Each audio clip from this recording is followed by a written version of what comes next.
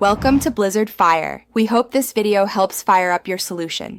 You start by narrowing the problem, built-in versus external, and whether the FN or multimedia layer is active.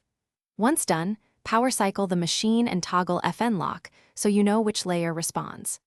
Next, open Device Manager and look at both keyboard and sound, disabling and re-enabling entries to force a quick driver refresh. Make sure you test with a clean boot or different USB port so you separate hardware issues from software ones.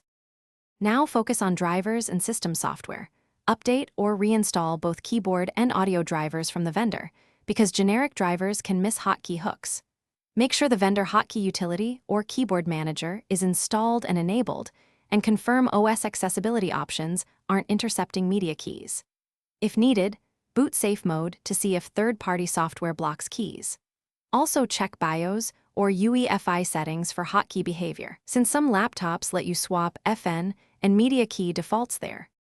Finish by verifying hardware integrity.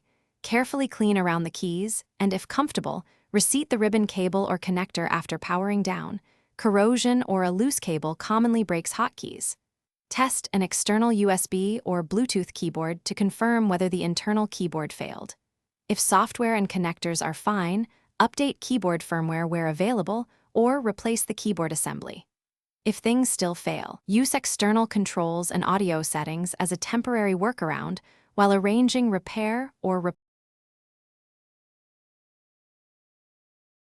Thanks for watching. If you found this helpful, don't forget to like and subscribe.